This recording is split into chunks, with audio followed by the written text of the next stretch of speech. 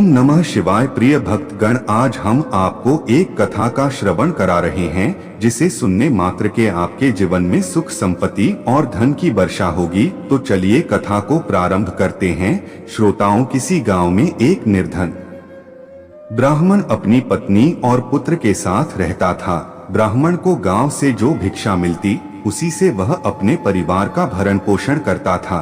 एक दिन ब्राह्मणी अपने पति से बोली, मुझे अपनी कोई चिंता नहीं है स्वामी, मैं आपके साथ भूखी प्यासी रहकर भी अपना जीवन व्यतीत कर सकती हूँ, लेकिन मुझे अपने बेटे की भूख प्यास नहीं देखी जाती। ब्राह्मण बोला, मैं तुम्हारी भावनाओं को समझता हूँ प्रिय, लेकिन भाग्य के लेख को विधाता भी नहीं बदल सकता।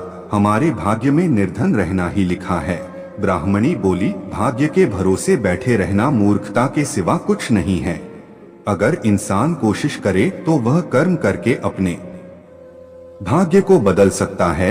आप कहीं परदेश में जाएं, मुझे विश्वास है कि आप वहां अच्छी आय करेंगे और हमारा भाग्य बदल जाएगा। ब्राह्मण बोला, तुम्हारी बात तर्कसंगत है प्रिय, मगर मुझे भिक्षा मांगने और पंडिताई के सिवा कोई काम नहीं आता। ब्राह्मणी बोली, हमारे गांव में आपकी पंडिताई की कोई कद्र नहीं है। किसी दूसरे गांव या नगर में आपकी पंडिताई चल निकले तो हमारे बुरे दिन फिर जाएं। अपनी पत्नी की सलाह मानकर ब्राह्मण दूसरे नगर में पहुंच गया। उसका दुर्भाग्य उस पर घात लगाए बैठा था। नगर में उसे कोई टके सेर पूछने वाला भी नहीं मिला। हालातों को देखते हुए वह सोचने लगा कि इस नगर से उसका गांव ही अच्छा है। नगरवासी तो पूरे नास्तिक हैं, उसे भिक्षा तक भी देने को तैयार नहीं हैं। यह सोचकर वह थक हार कर अपने गांव लौट आया और पहले की भांति पंडिताई करके और भिक्षा मांगकर अपना गुजरा करने लगा। एक दिन वह भिक्षा मांगकर लौट रहा था, तभी उधर से भगवान शिव माता पार्वती के साथ गुजरे। उस निर्धन ब्राह्मण की हालत देखकर माता पार्वती ने ब्राह्मण की तरफ संकेत करते हुए भगवान शिव से कहा, आप इस ब्राह्मण को देख रहे हैं स्वामी? शिव बोले, हाँ, वह बहुत निर्धन है और दुखी भी है। पार्वती बोली, आप उसके दुख का निवारण करें नाथ। एक तो ब्राह्मण, दूसरे दरिद्र, मुझसे उसका दुख देखा नहीं जाता। शिव बोले, यह मृत्युलोक है प्रिय, यहाँ हर प्राणी किसी न किसी दुख से त्रस्त है। सब अपने अपने कर्मों का फल भोग रहे हैं, तुम किस किस का दुख दूर कराओगी? पार्वती बोली, आपको उस निर्धन ब्राह्मण को धनवान बनाना होगा स्वामी। शिव बोले, वह भाग्यहीन है पार्वती, उसके भाग्य में फटे पुराने कपड़े और रूखा सूखा भोजन ही लिखा है।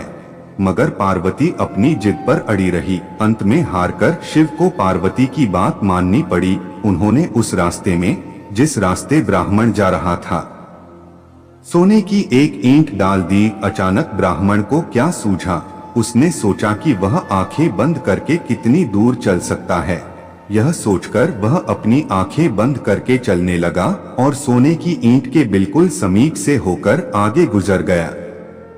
काफी दूर आगे जाने के बाद ही उसने अपनी आंखें खोली। यह देख भगवान शिव मुस्कुराते हुए बोले, हमने तुमसे कहा था न प्रिय कि वह ब्राह्मण भाग्यहीन है। भाग्यहीन मनुष्य कभी धन प्राप्त नहीं कर सकता। और फिर भगवान शिव पार्वती के साथ कैलाश पर्वत लौट गए। लेकिन वहां पहुंचने के बाद भी पार्वती उस निर्धन ब्राह्मण के बारे में सोचने लगी। वह किसी न किसी तरह उस ब्राह्मण को देखना चाहती थी। पार्वती को उदास देखकर भगवान शिव ने पूछा, क्या बात है प्रिय, इतनी उदास क्यों हो? पार्वती ने भगवान शिव से निवेदन किया, स्वामी, उस निर्धन ब्राह्मण का परिवार 3 सदस्यों का है, उनमें आप किसी एक को धनवान बना दें, ब्राह्मण परिवार की दरिद्रता मिट जाएगी। आप उन तीनों को एक एक वर दें। मुझे उम्मीद है कि वे तीनों आपसे दौलत का वर ही मांगेंगे, इस तरह वे धनवान बन जाएंगे। शिव बोले, ठीक है प्रिय, जैसा तुम चाहोगी वैसा ही होगा। और फिर कुछ दिनों बाद भगवान शिव पार्वती के साथ ब्राह्मण के घर पहुंचे। साक्षात भगवान शिव और पार्वती को देखकर ब्राह्मण परिवार आत्मविभोर हो उठा। उन्होंने भगवान शिव और पार्वती के चरण स्पर्श किए। शिव बोले, मैं तुम तीनों को एक एक वर देना चाहता हूँ। तुम तीनों अपनी इच्छानुसार वर मांग सकते हो। ब्राह्मणी उतावली होते हुए बोली, पहले मुझे वर दीजिए प्रभु। भगवान शिव ने कहा, मांगो, क्या चाहती हो? काफी सोचने समझने के बाद ब्राह्मणी बोली, भगवान, मुझे दुनिया की इस सबसे अधिक खूबसूरत और जवान औरत बना दीजिए। मरते दम तक मेरी जवानी और सुंदरता कायम रहे।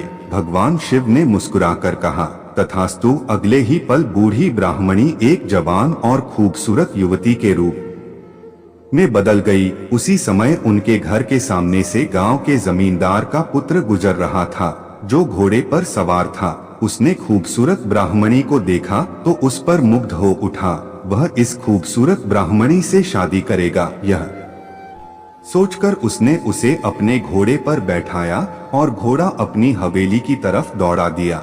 यह देख ब्राह्मण अपनी छाती पीटते हुए विलाप करने लगा, हाय मेरी पत्नी, रो मत ब्राह्मण श्रेष्ठ। तुम भी मुझसे कोई वर मांग लो, जो मांगोगे तुम्हें मिलेगा। भगवान शिव सांत्वना देते हुए बोले, मेरी पत्नी को वापस बुला लीजिए प्रभु, मुझे इसके सिवा कुछ भी नहीं चाहिए। ब्राह्मण ने निवेदन करते हुए कहा। भगवान शिव बोले, तथास्तु। देखते ही देखते ब्राह्मणी वहां खड़ी थी। अपनी पत्नी को अपने सामने देखकर ब्राह्मण ने राहत की सांस ली। भगवान शिव ने ब्राह्मण पुत्र से कहा, तुम क्या वर मांगते हो बेटा? ब्राह्मण पुत्र ने काफी सोचने समझने के बाद कहा, भगवान, मुझे कुछ नहीं चाहिए, लेकिन आप मेरी माँ को पहले जैसी बूढ़ी बना दीजिए। तथास्तु। भगवान शिव ने कहा और अगले ही पल ब्राह्मणी पहले के समान बूढ़ी हो गई। ब्राह्मण परिवार की मूर्खता पर पार्वती ने अपना माथा पीट लिया। सोचने लगी कि तीनों ही वास्तव में ही भाग्यहीन हैं। विधि ने उनके भाग्य में जो लिख दिया है उसे देवी देवता भी नहीं बदल सकते।